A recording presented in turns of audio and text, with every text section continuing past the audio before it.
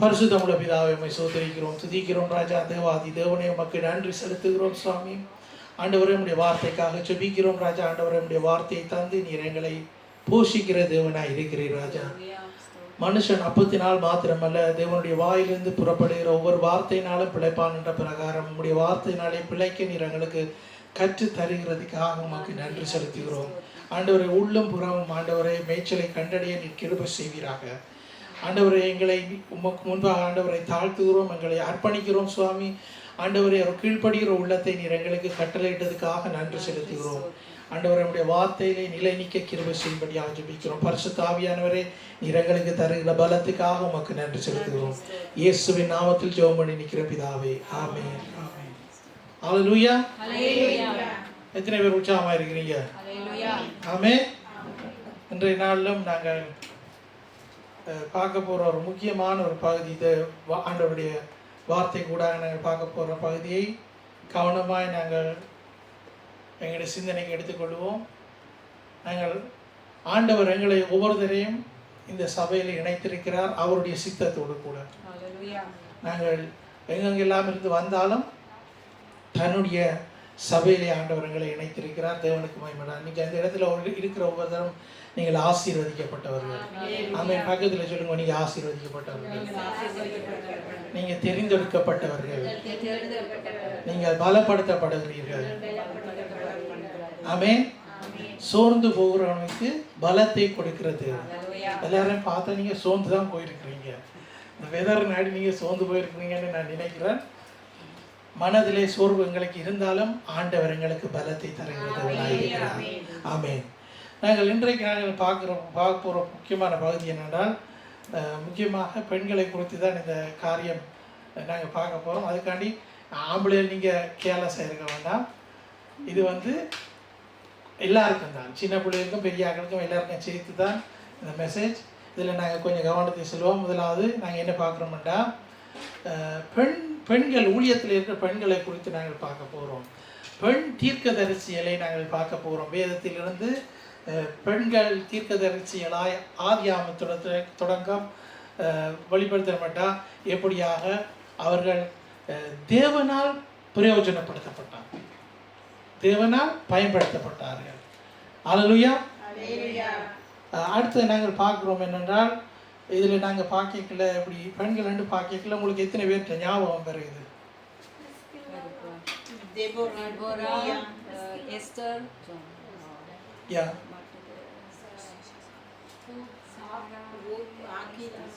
Okay, வேற வேற வேற ஓகே.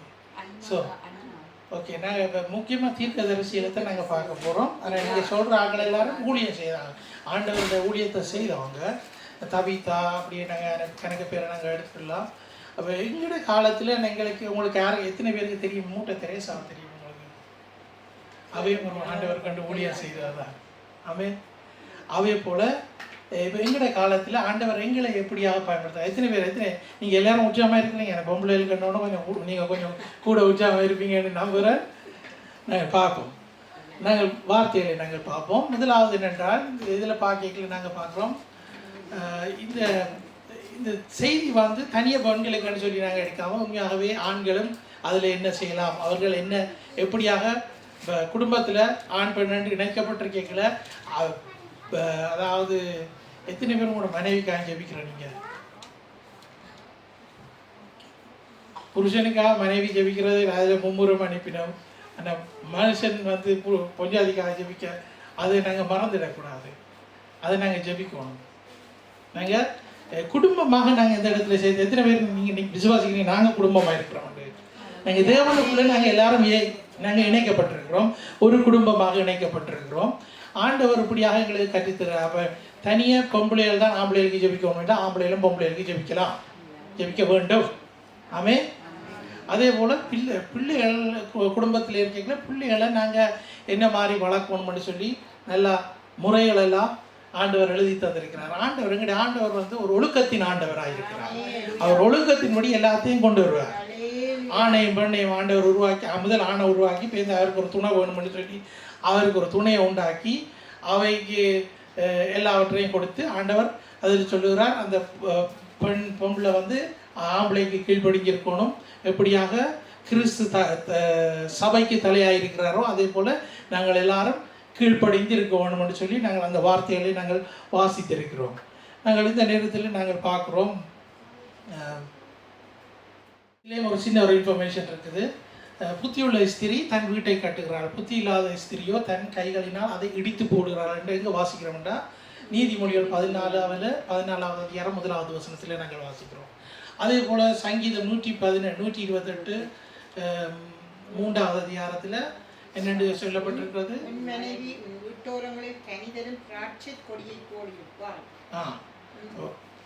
கனிதரும் திராட்சை செடியை போல. திராட்சை செடி என்றாலே அது ஒரு ஒரு என்னன்னு சொல்ல ஒரு அடையாளம், ஒரு நல்ல ஒரு அடையாளமாகத்தான் அது காண்பிக்கப்படுகிறது வேதத்திலே. திராட்சை செடி, அத்திமரம், இதுகளெல்லாம் ஒரு அடையாளமாக ஆண்டவர் காட்டுகிறார் எங்களுக்கு. அதுகளை நாங்கள் கவனிக்க வேண்டும். இது வந்து உங்களுக்கு ஒரு இன்ட்ரோவா இந்த பகுதியை நாங்கள் பார்த்தோம். நாங்கள் பார்க்க போகிறது பாருங்கள், அவரே சபையாகிய சரீரத்துக்கு தலையானவர். யாரு? இயேசு. இயேசு தலையாக இருக்கிறபடி நாங்கள் அவருக்கு கீழே நாங்கள் என்ன செய்யணும்? நாங்கள் ஒரு கீழ்ப்படியோடு நாங்கள் அவருக்கு கீழே நாங்கள் வாழ கற்றுக்கொள்ள வேண்டும்.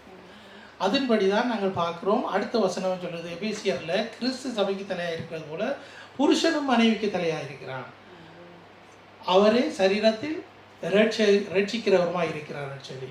அதே மாதிரி தான் அப்போ நாங்கள் ஆண் பெண்ணாக நாங்கள் ஆண்டவர் உண்மையாகவே அந்த எங்களை இணைத்திருக்கிறார். ஒரு குடும்பத்தில் புருஷன் மனைவியாக இணைச்சிருக்கீங்களே, இந்த கீழ்ப்படிவுகளுக்கெல்லாம் நாங்கள் வரணும். இது இடத்துல வந்தால் தான் மிச்சமெல்லாம் எங்களுக்கு ஒழுங்காக அமைக்கப்படும். நான் சொன்ன கூட ஆண்டவர் எங்களுக்கு ஒரு ஒழுக்கத்தை ஒரு ஒரு ஒரு ஒரு லைனை வைத்திருக்கிறார். அந்த லைனின்படி நாங்கள் போக கற்றுக்கொள்ளணும். நாங்கள் எல்லாம் ரட்சிக்கப்பட்டோம். ஆண்டவரால் நாங்கள் உலகத்திலிருந்து வேறு பிரிக்கப்பட்டோம். உலகத்திலிருந்து வேறு பிரிக்கப்பட்டு ஆண்டவருடைய வார்த்தையிலே நாங்கள் கட்டப்பட்டு வருகிறோம். ஆண்டவருடைய வார்த்தையில் நாங்கள் கட்டப்பட்டு வரையில நாங்கள் ஒரு வழியாக அமைக்கப்படுகிறோம். அப்போ நாங்கள் எங்களுக்குள்ளே இருக்கிறதான இந்த உலகத்து காரியங்கள் எல்லாம் நாங்கள் அதுகளெல்லாம் விட்டு நல்ல நன்மையான காரியங்கள், நல்ல பங்கை மரியாதை தெரிந்து கொண்டது போல நாங்களும் நல்ல பங்கை தெரிந்து கொண்டு நாங்கள் மற்றவர்களுக்கு என்னவா இருக்கணும்? முடியுங்க வசனத்தை, சாட்சியா இருக்கணும். நாங்கள் மற்றவர்களுக்கு நன்மை செய்யணும், ஆசீர்வாதமாக இருக்க வேண்டும். ஆமே. அப்போ இவ்வளோ நீங்கள் சொன்னெல்லாம் சரிதான்.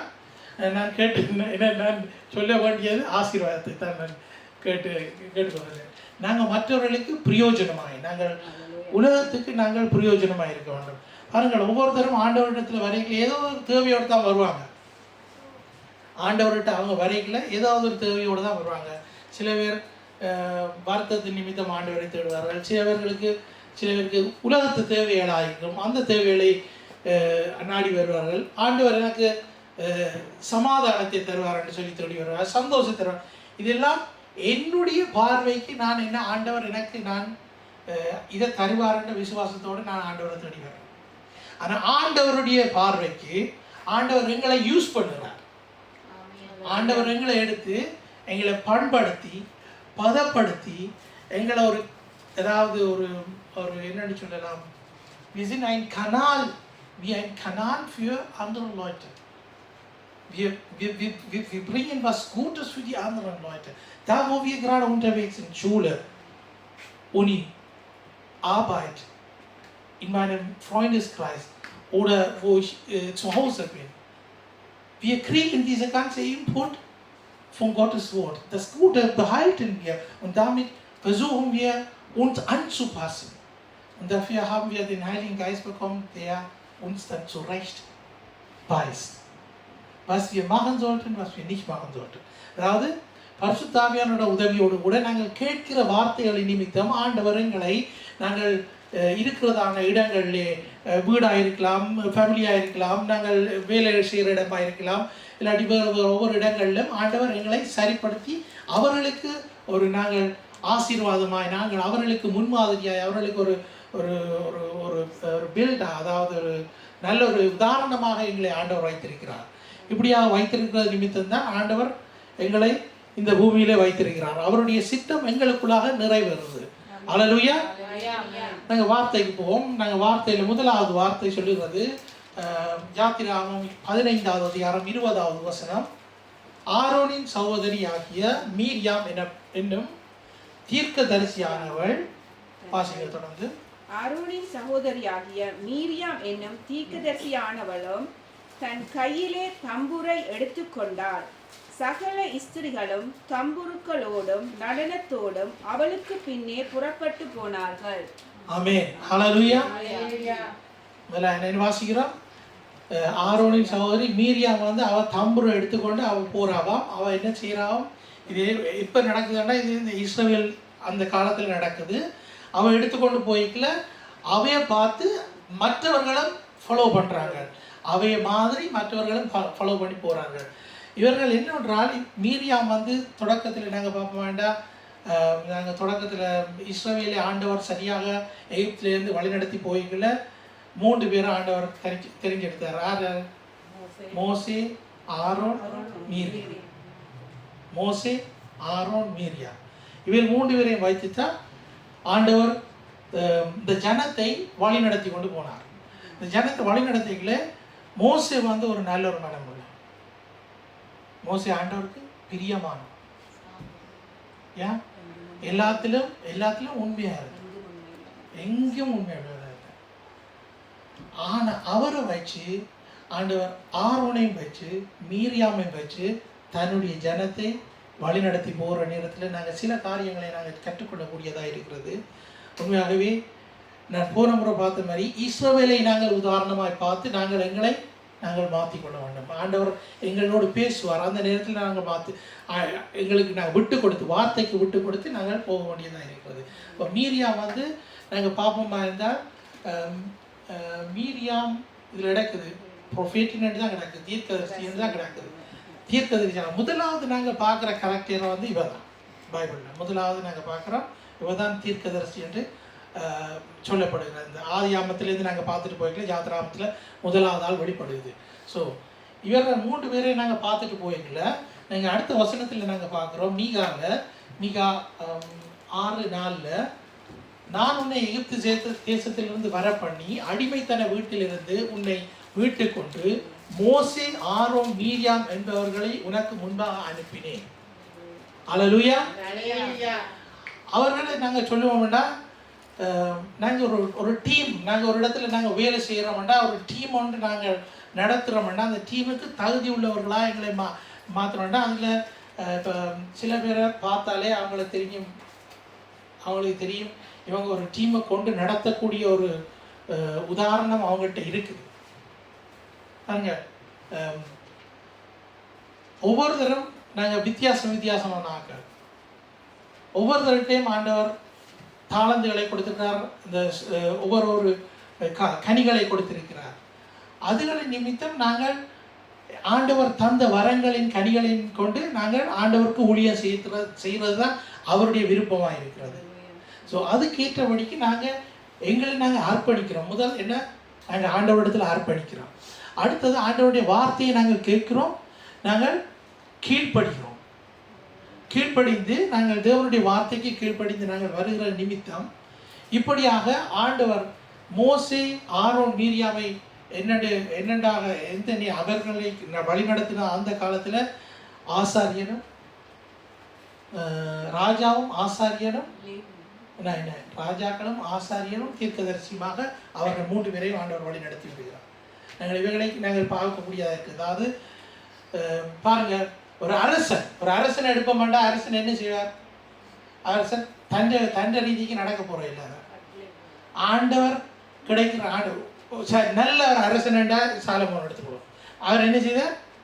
ஆண்டவர்கிட்ட கேட்டு ஜனத்துக்கு எல்லாவற்றையும் கொடுத்தார். அவரை போல ஞானமான ஒருத்தருமே இல்லைன்னு சொல்லப்பட்டிருக்கிறார். அவரை ஞானத்தை பார்த்து கேட்டு விசாரிக்கிறதுக்கு வேறு இடத்துலேருந்து ஆட்கள் வந்திருக்கிறாங்க. ஸோ அப்போ மோசே எடுப்போம்னா, மோசே போய் மலையிலிருந்து ஆண்டவரிடத்துலேருந்து எல்லாவற்றையும் பெற்றுக்கொண்டு வந்து ஜனங்களுக்கு கொடுக்கிறது. அது மாத்திரமல்ல, ஆண்டவர் ஆரோனை நியமித்தார். அதோடு மீரியாம் வந்து முதலாவது ஒரு தீர்க்கதரிசியாக இந்த இடத்திலே கருதப்படுகிறார். இந்த 3 பேரும் தான் இந்த இஸ்ரவேல் ஜனத்தை அவர்கள் கொண்டு செல்கிறதுக்கான ஒரு இது. ஆனால் இதுலேயும் கூட மீரியாம் ஒரு இடத்துல மிஸ் பண்ணிட்டான். என்ன ஆகும் நினைக்கிறேன், ஒரு இடத்துல என்ன ஆகமத்தில் சொல்லப்படுகிறது, அவ வந்து என்னென்னா மோசைய குற்றம் சாட்டி எத்தியோப்பியா பொன்றிய இவரோட சேர்ந்திருக்கிறது நிமித்தம் என்று சொல்லி செய்யல. அப்படி சொன்ன ஒரு குற்றத்தை சாட்டின நிமித்தம் ஆண்டவர் சொல்லியிருந்தா, நீங்கள் 3 பேரும் எங்கே வாங்கோ, டீம் பெஸ்ட்ராய்க்கு வாங்கோ. டீம் பெஸ்ட்ராய்க்குங்கடா 3 பேருக்கும் மீட்டிங், தனியாக 3 பேருக்கும் தான். அவை 3 பேரும் ஆசரிப்பு கூடாரத்துக்குள்ளே போச்சுட்டான். அந்த நேரத்தில் மேகம் வந்து ஆசரிப்பு கூடாரத்தில் இருந்த நேரம் ஆண்டவர் அவர்களோடு பேசினார். ஆண்டவர் அவர்களோடு பேசி அவர்கள் அந்த இடத்திலிருந்து போய்கிட்ட மீரியாம், ஆண்டவர் அந்த இடத்துலேருந்து போன பிறகு மீரியாம் வந்து என்று சொல்லப்படுகிறது. அதன்படி வெண்குஷ்டம் வந்து அந்த இடத்துல அவைக்கு பனிஷ்மெண்ட் கொடுக்கப்படுகிறது. அப்போ கீழ்ப்படிவு முக்கியம். ஆண்டவருடைய வார்த்தைக்கு எப்படி தீர்க்கதரிசியாக இருந்தாலும், எந்த பெரிய தீர்க்கதரிசியாக இருந்தாலும் ஆண்டவருடைய வார்த்தைக்கு கீழ்ப்படுகிறது முக்கியம். இதுதான் பாயிண்ட். என்ன, நான் தீர்க்கதரிசனம் சொல்கிறேன்னு கண்டதையும் நான் சொல்லக்கூடாது. ஆண்டவரிடத்துலேருந்து ரிசீவ் பண்ணுறதுக்கு முதல் என்ன, அர்ப்பணிக்கணும். நான் போய் மணித்தியால கணக்கா நாலு கணக்கா ஆண்டவருடைய பாதத்தில் நான் காத்திருந்தா தான் ஆண்டவரிடத்துலேருந்து அப்டேட் பண்ணிக்கொள்ளலாம். நான் ஆண்டவரிடத்திலிருந்து அப்டேட் பண்ணிக்கொள்வது, அதுக்கு நான் காத்திருக்க வேண்டியதாக இருக்கிறது. நாங்கள் ஜெபமன்ற முறையில் நாங்கள் ஆண்டவரிடத்தில் நாங்கள் போகாம இருந்தால், நாங்கள் எங்கட பாரங்கள், எங்களுக்குள்ள இருக்கிற ஸ்ட்ரகிள் எல்லாத்தையும் கொண்டு ஆண்டவரில் நாங்கள் சொல்லுறோம், வாயை திறந்து சொல்லுறோம். என்னுடைய ஆண்டவரை எனக்கு அது பிரச்சனை, இது பிரச்சனை, கவனியும் என ஆசீர்வதியும் எனக்கு தாரம், இதுதான் கிடைச்சோம். ஆனால் ஆண்டவரிடத்தில் நாங்கள் போய் காத்திருந்து, ஆண்டவரே நான் என்னத்துக்காக ஜெபிக்க வேண்டும் என்று நான் கேட்க வேண்டியதாக இருக்கு. அப்படி நான் கேட்கல, ஆண்டவர் என்ன பயன்படுத்துவார். அந்த நேரத்தில் ஆண்டவர் உங்களுக்கு தரிசனங்களின் கூட ஆண்டவர் காட்டார், இந்த இருக்காண்டி ஜெபி. நான் அந்த ஜெப நேரத்தில் நான் இருக்கல, ஆண்டவர் எனக்கு அந்த ஆட்களையே எனக்கு முன்பாக திடீரென்று காட்டுவார். அவர்களுக்காக நாங்கள் ஜெபம் பண்ண வேண்டும். இப்படியான ஒரு ஒரு உறவுக்குள்ள ஆண்டவரோடு நாங்கள் ஒரு டீப்பான உறவுக்குள்ள நாங்கள் கடந்து வர வேண்டியது. அப்படி நாங்கள் கடந்து வந்து தான் நாங்கள் இந்த தீர்க்கதரிசிகளாகவும் ஆசாரியர்களாகவும் ராஜாக்களாகவும் ஆண்டவர்களை வழி நடத்துவார். அப்படியாகத்தான் ஆண்டவர்களை பயன்படுத்த இருக்கிறார். அல்லேலூயா. நியாயாதிபதிகளில் நாங்கள் பார்ப்போம். நியாயாதிபதிகளில் யாரை சொல்லப்பட்டிருக்கிறது, 4:46 வாசிக்கும்.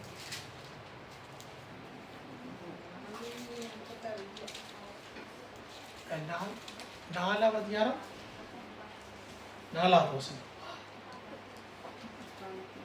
அக்காலத்திலே லபிதோத்தின் மகள் மனைவியாகிய தெபோராள் என்னும் தீர்க்கதரிசியானவள் இஸ்ரவேலை நியாயம் விசாரித்தாள். பாருங்க, மீரியாமுக்கு பிறகு வர்ற ஆள் யாரு, தெபோரா. தெபோரா வந்து அவளோட இப்போ ஒவ்வொரு, நான் இப்போ மீரியாமை பற்றி நாங்கள் கணக்கு படிக்கலாம், தெபோரா பற்றி படிக்கலாம். நாங்கள் பழைய ஏற்பாட்டில் நாங்கள் வாசிச்சுட்டு போக மாட்டோம். நியாயாதிபதிகள் 4ஆவது அதிகாரம் 4ஆவது வசனத்தில் சொல்லப்பட்டிருக்கிறது தெபோரா பற்றி. அந்த வார்த்தையை நாங்கள் பார்ப்போம். தெபோரா வந்து ஒரு அந்த நேரத்தில் இருந்த ராஜாக்கள் அவர்களால் அந்த நேரத்தில் நியாயம் விசாரிக்க இல்லாமல் போனது நிமித்தம் ஆண்டவர் தெபோராவை எடுத்துக்கொண்டார். தெபோராவை எடுத்து தெபோராவை பயன்படுத்தினார். அப்போ இதில் என்ன பார்க்குறோம்னா, தனியாக ஆண்டவர் ஆண்களைத்தான் பயன்படுத்துகிறார் இல்லை, பெண்களையும் ஆண்டவர் பயன்படுத்துகிறார். என்னத்துக்கு நான் இந்த மெசேஜை எடுத்தேன்னா, எங்களோட இடத்துல இருக்கிறாங்கள எல்லாம் கூட ஆக முடியல, உங்களை கொஞ்சம் உற்சாகப்படுத்துறதுக்கு, உங்களை கொஞ்சம் அடுத்த ஸ்டெப்பு கூட்டிகிட்டு போகிறதுக்கு தான் இந்த இந்த இந்த இப்படியான இந்த மெசேஜ் ஆரம்பிக்கப்பட்டது. உண்மையாகவே நான் தேடி நான் எடுத்த வார்த்தைகள் என்னவென்றால், நாங்கள் ஆண்டவர் எங்களை ஒரு சேஃப்டி சோனுக்குள்ளே கொண்டு வந்துட்டார். நாங்கள் ரட்சிக்கப்பட்டுட்டோம். எங்களுக்கு ஒரு சேர் தந்துட்டாங்க சபையில். அந்த சேரில் நாங்கள் இருந்துட்டு 4 பாட்டை படிச்சுட்டு ஜெபத்தை ஜெபிச்சுட்டு மெசேஜை கேட்டுட்டு நாங்கள் போகிறதில்ல. ஊழியத்துக்குள்ள நாங்கள் இறங்குவோம். ஊழியம் நீங்கள் செய்கிறீங்க தான், நீங்கள் செய்கிறீங்க, ஊழியம் நீங்கள் செய்கிறீங்க. ஆனால் ஆண்டவர்களை அடுத்த லெவலுக்கு கொண்டு போவோம்.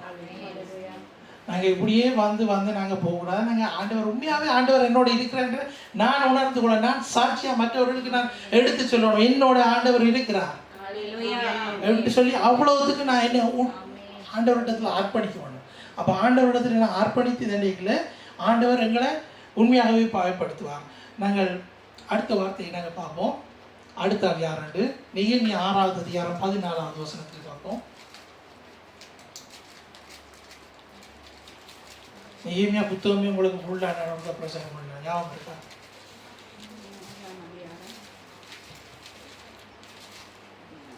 நெகேமியா என் தேவனே தொபியாவும் சன்பல்லாத்தும் செய்த இந்த செய்கைகளுக்கு தக்கதாக நீர் அவர்களையும் நொவதியால் என்னும் தீர்க்கதரிசியானவளையும் எனக்கு பயமுண்டாக்க பார்த்த மற்ற தீர்க்கதரிசிகளையும் நினைத்து கொள்ளும். ஆமென். வசனம் உங்களுக்கு இப்போ வாசிச்ச பேச விளங்க போகிறோம் இல்லை, என்னென்னா அதுக்கு முன்னுக்கு இருக்கிற காரியங்களை படித்தா தான் தெரியும். இதில் என்னென்னா இந்த அதிகாரத்தில் சொல்லப்படுகிறது சம்பாத்தம் இந்த மற்றவர்கள் எல்லாரும் சேர்ந்து வந்து என்னென்னா, நான் உங்களுக்கு ஒரு சின்ன ஒரு ஸ்டோரியை நான் உங்களுக்கு பேக் பண்ணுறேன். அதாவது என்னென்னா, நெகேமியா எருசலேமை சுற்றி என்ன மதிலை கட்டுறதுக்கு வழிகட்டுட்டார். அவர் இருந்த இடத்துலேருந்து அவர் இந்த இடத்துக்கு வந்து இந்த மதிலை கட்டுறதுக்கு எல்லாம் ஆயுதப்படுத்தி கொண்டு கேட்கல. அதுக்குள்ளே இருக்கிறவர்களும் அந்த வெளியில் இருக்கிறவர்களுமான அவர்களுக்கு எதிர்ப்பு வந்தது நிமித்தம் அந்த நேரத்தில் இவர்கள் 2 பேரும் என்ன செய்யணும் வேண்டாம், ஒரு பிளான் ஒன்று போடணும், மாஸ்டர் பிளான் ஒன்று போட்டு நீ இன்ன இடத்துக்கு வா, நாங்கள் அந்த இடத்துல நின்று நாங்கள் கதைச்சு முடிவு எடுப்போம்ட்டு. ஆனால் அது ஆண்டவரால் அவர்களுக்கு காட்டப்பட்டுட்டது நெகேமியாவுக்கு. இது இவியல் ஆண்டவரால் அழைக்கப்படுகிற ஒரு காரியம் இல்லை, இது இவியல் தாங்களே போட்ட ஒரு காரியம்.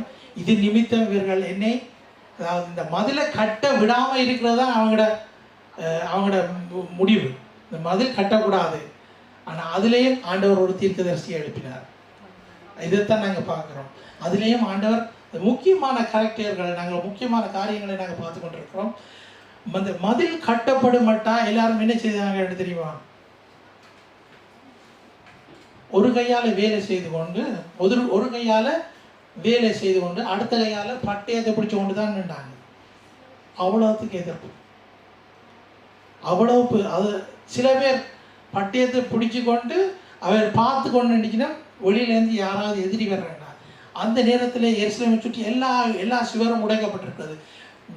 நெகேமியா அந்த இடத்துல போய் அந்த இதை கட்டுறதுக்குன்னு சொல்லி முயற்சி எடுத்த நேரத்தில் எல்லா காரியங்களும் அவருக்கு செய்ய அவர் இருந்த இடத்துலேருந்து அவருக்கு ராஜா அவர் இருந்த அந்த ராஜா அவருக்கு ஒரு கடிதத்தை கொடுத்து நீ போய் இந்த காரியத்தை செய்யலாம்லாம் சொல்லி அப்படி வழி நடத்தி வந்த ஆண்டவருடைய கரம் நெகேமியாவோட இருந்ததை காணக்கூடியதாக இருந்தது. அந்த நேரத்தில் கூட வந்த எதிர்ப்புகளின் நிமித்தம் இப்படியான ஒரு தீர்க்கதரிசியை கூட நெகேமியாவோட காலத்தில் ஆண்டவர் எழுப்பினார். அல்லேலூயா. அப்படியாக நாங்கள் அடுத்த ஆளை பார்ப்போம். யாருன்னு லூக்காவில் நாங்கள் பார்ப்போம். லூக்கா 2:36 வாசிப்போம்.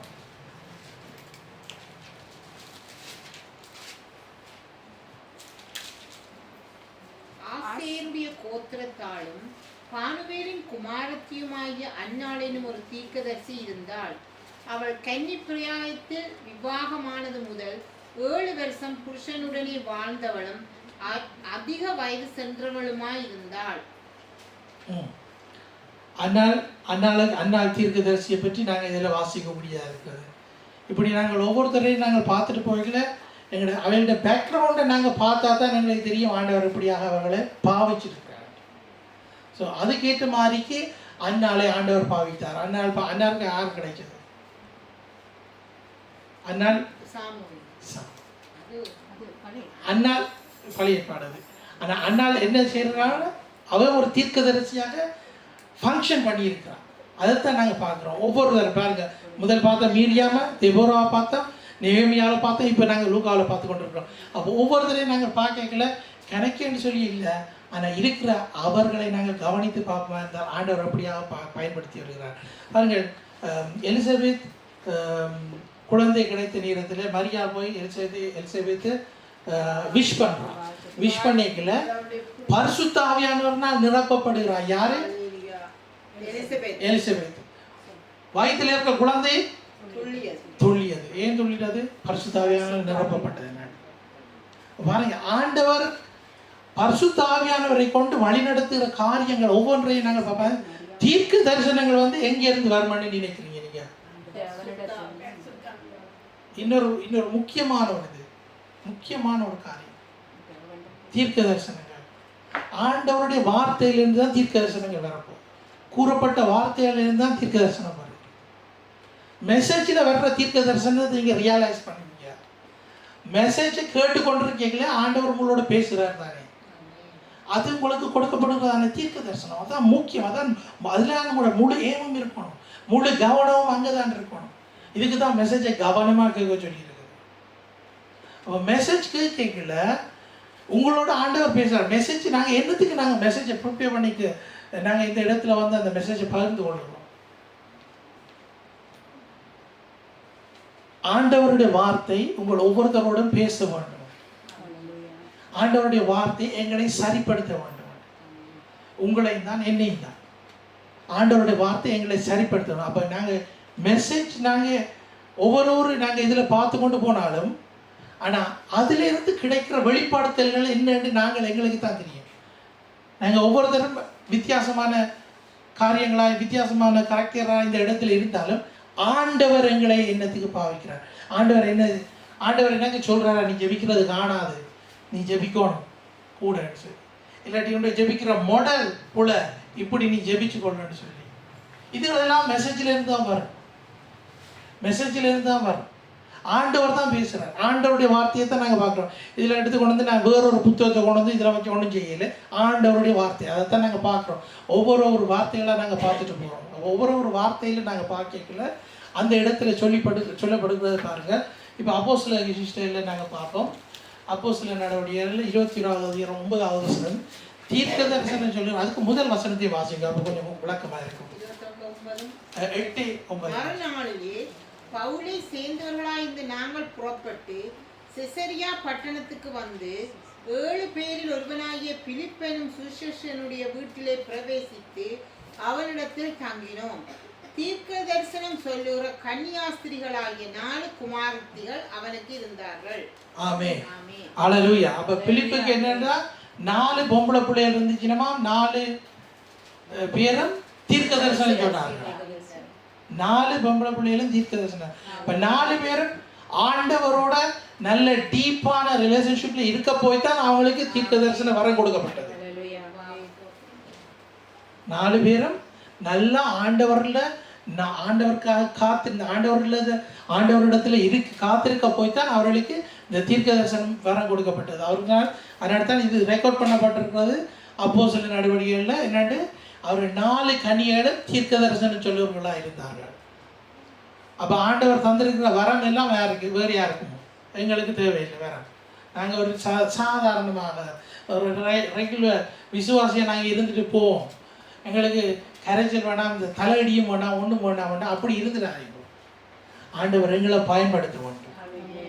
ஆண்டவர் எங்களை பயன்படுத்த வேண்டும். அப்போ நாங்கள் ஆண்டவருக்கு பிரியமான ஒரு பாத்திரமாக பயன்படுத்தப்பட வேண்டும் என்றால் நாங்கள் எங்களை அர்ப்பணிக்க வேண்டும். ஹல்லேலூயா. அப்போ பாருங்க, நாங்கள் என்ன செய்கிறோம்? நாங்கள் ஜெபிக்கிறோம், நாங்கள் வார்த்தையை நாங்கள் கேட்குறோம், வார்த்தையில் வாழ நாங்கள் ட்ரை பண்ணுறோம். எங்களால் இயலாத ஆண்டவர் எங்களுக்கு பலத்தை தருகிறார். பரிசுத்த ஆவியானவர் என்னென்று பலமுள்ள ஆவியானவர் எங்களுக்கு கொடுக்கப்பட்டிருக்கிறது. பலமுள்ள ஆவியானவர் எங்களை அவருடைய வார்த்தையிலே வழிநடத்துகிறார். அப்போ அந்த வார்த்தையில் வழிநடத்துகிற அந்த பரிசுத்த ஆவியானவர் எங்களுக்கு கொடுக்குறார். நாங்கள் சும்மா இருக்கக்கூடாது. நாங்கள் என்ன சபையில் எங்களை அர்ப்பணிக்கணும். நாங்கள் சபைக்கு வர்றோம். நாங்கள் சபையை தேடி வர்றது என்னத்துக்குண்டா எங்களுடைய நன்மைக்கு வந்தாலும் ஆண்டவர் என்ன பயன்படுத்த வேண்டும். ஆண்டவர் எங்களை பயன்படுத்த வேண்டும். என்னத்துக்கு? ஆண்டவர் தன்னுடைய ஊழியத்துக்காக எங்களை பயன்படுத்த. நாங்கள் எல்லாரும் இப்போ எடுப்போமா இருந்தால் எங்களை தனியாண்டில் அநேகமான ஆட்கள் ரட்சிக்கப்பட்ட ஜனங்கள் எல்லாரும் என்ன செய்கிறாங்கன்னா தங்களோட சொந்த தேவைகளுக்காக நாங்கள் ஆண்டவரை தேடுகிற மாதிரி இருக்காம, ஆண்டவரை உம்முடைய சித்தம் என்னில் நிறைவேற வேண்டும், உம்முடைய சித்தத்துக்கு நான் என்னை அர்ப்பணிக்கிறேன். எங்களுக்கு ஃபேமிலி இருக்குது, எங்களுக்கு பிள்ளைகள் இருக்குது, எங்களுக்கு ஜாப் இருக்குது, இதெல்லாம் நாங்கள் கவனிக்கத்தான் வேணும். ஆனால் இதுக்கு மேலாக தான் அந்த வசனம் சொல்லப்படுவது, எல்லாத்துக்கும் முதல் நான் ஆண்டவரை தேட வேண்டியிருக்கேன்.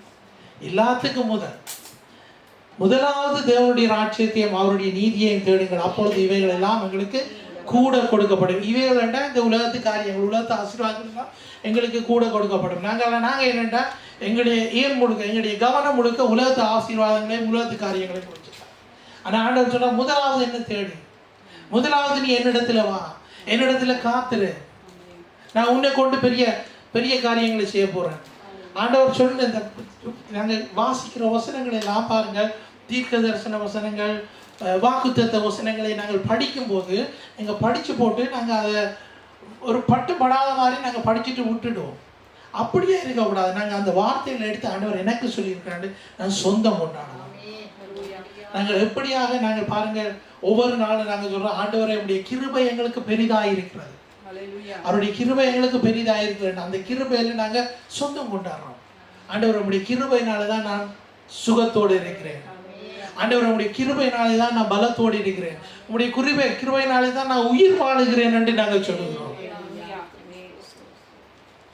யாராவது கூட பேங்கில் இருக்கிற காசை நினைச்சு அதை நம்பி நீங்க வாழுகிறீங்களா?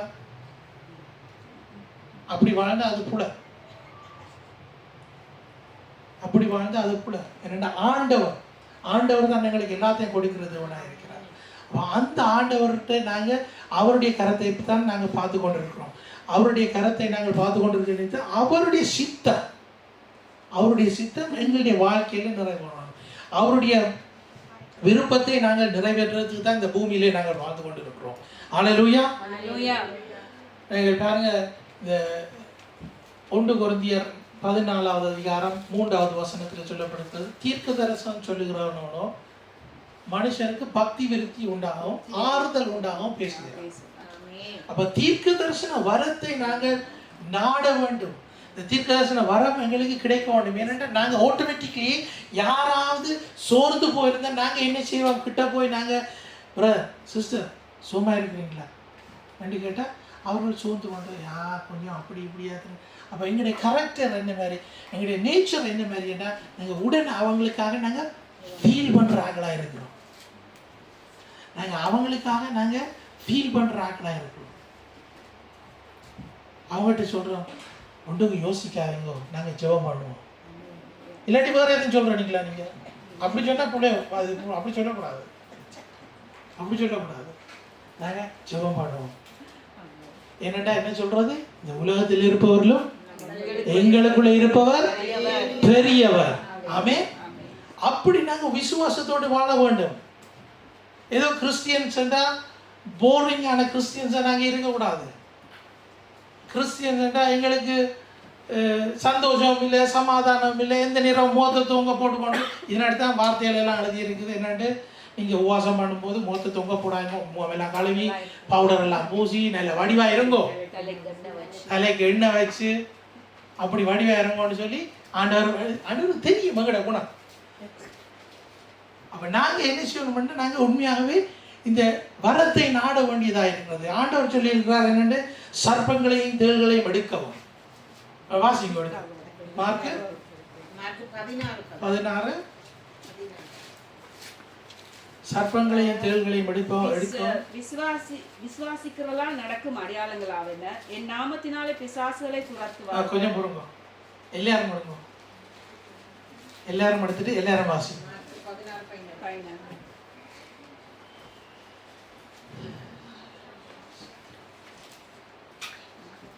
சரி வாசிங்க. விசுவாசிக்கிறவர்களால் நடக்கும் அடையாளங்களாவன, என் நாமத்தினாலே பிசாசுகளை துரத்துவார்கள், நவமான பாஷைகளில் பேசுவார்கள், சர்ப்பங்களை எடுப்பார்கள், சாவுக்கேதுவான யாதொன்றை குடித்தாலும் அது அவர்களை சேதப்படுத்தாது, வியாதியஸ்தர் மேல் கைகளை வைப்பார்கள், அப்பொழுது அவர்கள் சொஸ்தமாவார்கள் என்றார். ஆமென். ஆமென். ஹல்லேலூயா. இதுல வாசிக்கிறதுல இன்னொரு ட்ரிக்ஸ் இருக்கு. என்னட்டா உங்களுக்கு தெரியும், சிலது வாசிக்கிறதுல என்னென்னா நாங்கள் நோங்களாக இப்போ வாசித்ததை நாங்கள் கேட்டோம்னா எங்களுக்கு தெரியும், இதில் ஒரு உற்சாகம் இல்லாமல் தான் நாங்கள் வாசிக்கிறோம். சர்ப்பங்களையும் தேள்களையும் மிதிக்கிறோம், சத்ருவின் அந்த ஒரு அதாவது ஒரு வித்தியாசமான ஒரு சத்தத்தோடு ஒரு அதிகாரத்தோடு நாங்கள் அதை வாசிக்கணும். இப்போ நாங்கள் இப்படி நாங்கள் படிக்க நாங்கள் கற்றுக்கொள்ள வேண்டும் ஆண்டவருடைய வார்த்தைகளை. அப்போ நீங்கள் கேட்ட வார்த்தையின்படி ஒவ்வொருத்தரும் உங்களுக்கு தேவையான வரங்களை நீங்கள் பெற்றுக்கொள்ள வேண்டும். ஆண்டவரிடத்தில் நீங்கள் கேட்டுக்கொள்ளணும். நீங்கள் அதுக்காண்டி எல்லாரும் சேர்ந்து நான் வாரம் ஞாயிற்றுக்கிழமை வந்து எல்லாரும் தீர்க்கதரிசின்னு சொல்லாங்க. ஆண்டவர் உங்களை பயன்படுத்தட்டும், ஆண்டவர் உங்களை பயன்படுத்தட்டும். அதுக்கு நாங்கள் எங்களை அர்ப்பணிக்க வேண்டும். அப்போ ஆண்டவர் 5 வகையான ஊழியத்தை பற்றி நாங்கள் பார்த்தோம் கடந்த நாட்களில். 5 வகையான ஊழியமும் சபையில் இருக்க வேண்டும். அப்போ 5 வகையான ஊழியம்னா நாங்கள் இங்கே பார்க்குறது வந்து சில வழியில் ஒரு ஊழியத்தை தான் நீங்கள் பார்த்துக்கொள்ளலாம். சில பேருக்கு அது கேர்லெஸ்ஸாக இருப்பீங்க. அதாவது என்ன, நாங்கள் வாரம் பாஸ்டர் ஜெபிக்கிறார், பாஸ்டர் பிரசங்கம் பண்ணுறார், நாங்கள் வீட்டை போகிறோம், இதுதான் வாழ்க்கைன்னு இல்லாமல் ஆண்டவர் தந்ததான வாக்கு தத்தங்கள் வரங்கள் எங்களுக்குள்ளே கிரியை செய்ய வேண்டும். அப்போ நாங்கள் தான் எங்களை சரிப்படுத்தி கொள்ளணும். நாங்கள் ஆண்டவரிடத்தில் போயிருந்து, ஆண்டவரே எனக்கு இந்த வரத்தை தாரும், நான் தீர்க்கதரிசனம் சொல்லுவோம். தீர்க்கதரிசனம் சொல்கிற இன்றைக்கில் அது கொஞ்சம் கஷ்டமான, அதாவது கஷ்டம்னா அதில் நாங்கள் எங்களோட மனதில் தோன்ற எல்லாம் நாங்கள் தீர்க்கதரிசனம்னு சொல்லக்கூடாது. எங்களோட மனதில் தோன்ற எல்லாம் தீர்க்கதரிசனம்னு சொல்லக்கூடாது. பாருங்க, இந்த சபையை நான் இப்போ வழி நடத்துகிற நாடி நானும் ஜபத்தில் இருக்கைகளை, நானும் வேதத்தை தியானிக்கைகளை எனக்கு பேசுகிற வார்த்தைகளை நான் உங்களுக்கு கொண்டு சபையில் நான் பேச மாட்டேன். ஆண்டவர் என்ன திருத்துறாருன்னா அது எனக்கு தான் பேசுகிறது ஆண்டவர். ஆனால் உங்களுக்கு சொல்லி ஆண்டவர் என்ன அந்த மெசேஜ் ஆயத்தப்படுத்துகிற நேரம் வந்து ஆண்டவரிடத்துல நான் கேட்குறேன், ஆண்டவரே சபைக்கு நீர் என்னத்தை சொல்லலை. இப்போ நான் படிக்கிற இடத்துல போய் படிச்சிக்கல, நான் படித்ததையும் கொண்டு வந்து உங்களுக்கு உடனே தர போகிறோம் இல்லை, ஆண்டவர் சொல்லிக்கலாம் தருவேன். இதுக்கேற்ற மாதிரிக்கு நான் வந்து அதை புரிஞ்சு கொள்கிறேன். ஆண்டவரிடத்துல நான் கேட்கல, ஆண்டவர் எனக்கு என்னோட பெர்சனலிஷாக பேசுகிற காரியங்கள் என்னத்தான் அவர் தனியாக எனக்குத்தான் பேசுகிறாருன்னா நான் தான் திருத்தி கொள்வேன்.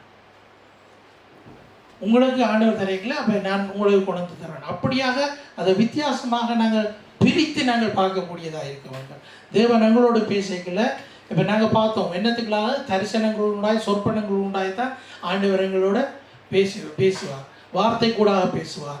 இப்படியாக நாங்கள் அறிந்து கொள்கிற நிமித்தம் நாங்கள் இதை கற்றுக்கொண்டு இதன்படி நாங்கள் அதுக்குள்ள முதல் ஸ்டெப் எடுத்து வைக்கல உண்மையாகவே பரிசுத்த ஆவியானவரிடத்துக்கு கேட்கணும். ஆண்டவரே ஒருக்க என்ன 2 தடவை ஆண்டவர் எங்களை காட்டும், உண்மைதானே இது, சரி 3ஆம் தடவை ஆண்டவர்கிட்ட கேட்கலாம், இது உண்மைதானான்னு சொல்லி எத்தனை நேரம் அப்போ கேட்டு அதை ஷுவர் பண்ணிட்டு நாங்கள் இப்போ இதன்படி அப்போ நீங்கள் ஒவ்வொரு தரம் நீங்கள் ஒவ்வொரு தரம் இந்த சபையில் இருக்கிற நிமித்தம் நீங்கள் என்ன செய்யறீங்க, ஒவ்வொரு தரம் முக்கியமான ஆக்கள்.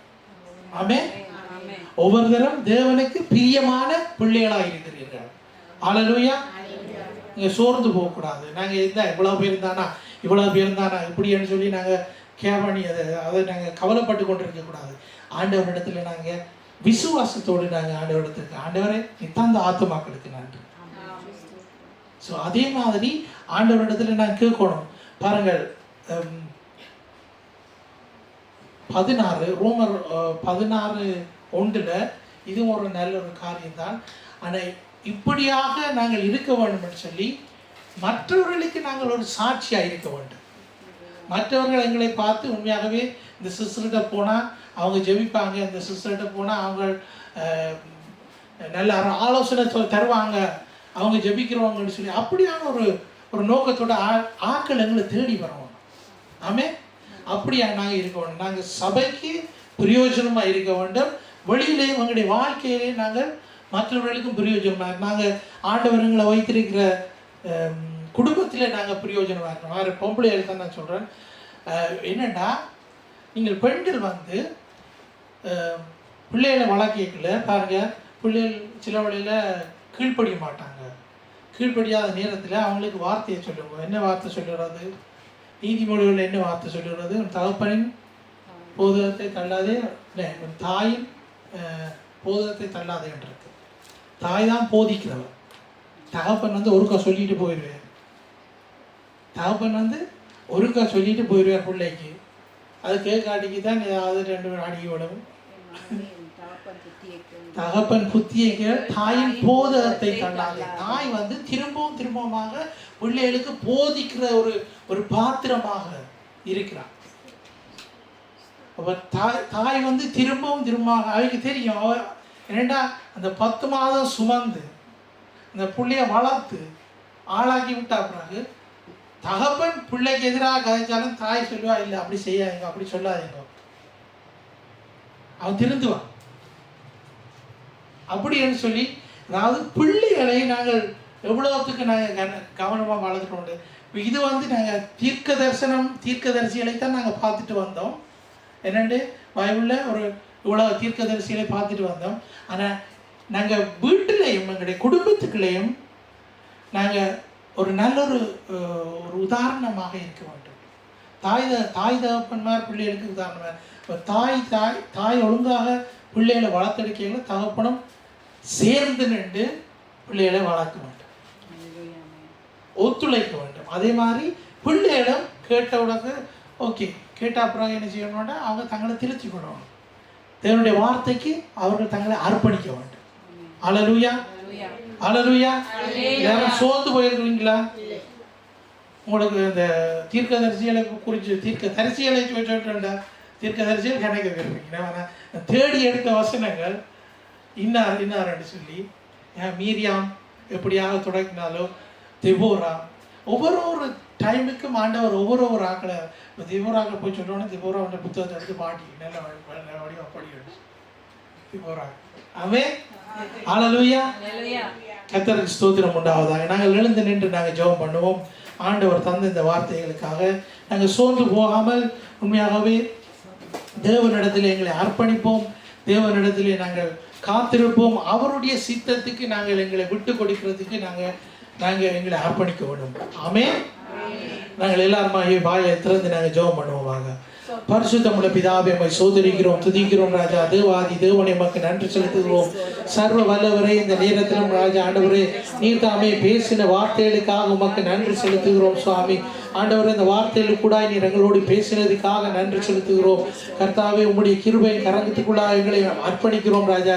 எங்களை ஒப்பு கொடுக்கிறோம் சுவாமி. ஆண்டவரை கேட்ட வார்த்தையின்படி ராஜா ஆண்டவரை நாங்கள் இந்த ஒவ்வொரு குடும்பத்திலும் ராஜா நாங்கள் பிரயோஜனமாக இருக்க நாங்கள் கிருபை செய்யும்படியாக ஜெபிக்கிறோம் ராஜா. நாங்கள் இருக்கிற ஸ்தானத்திலே நீர் எங்களை ஆசீர்வதிக்கிறதுக்காக நன்றி. ஆண்டவரை நீர் எங்களுக்கு தருகிற ஞானத்துக்காக நன்றி செலுத்துகிறோம். ஆண்டவரை உடைய வார்த்தையில் இருக்கிற வல்லமையை நாங்கள் பெற்றுக்கொண்டு அதன்படி நாங்கள் வாழ கற்றுத்தரும்படியாக ஜெபிக்கிறோம் சுவாமி. ஆண்டவரை இன்னுமாக மற்றவர்களுக்கு நாங்கள் ஒரு ஆண்டவரை உதாரணமாக நாங்கள் இருக்க கிருபை செய்யும்படியாக ஜெபிக்கிறோம். எங்களை நீர் பயன்படுத்தும்படியாக ஜெபிக்கிறோம். உமக்கு சித்தமான ஆண்டவரை ஒரு பாத்திரமாக நீர் எங்களை வணைந்து எடுக்கும்படியாக ஜெபிக்கிறோம் ராஜா. பரிசுத்தரே, உம்முடைய கரத்திலே ஆண்டவரை இந்த கூடாரத்துக்களை நிற்கிற ஒவ்வொருத்தரையும் ஒப்பு கொடுத்து ஜெபிக்கிறேன். ஆண்டவர் ஒவ்வொருத்தரையும் நீர் பயன்படுத்தும்படியாக ஜெபிக்கிறோம்.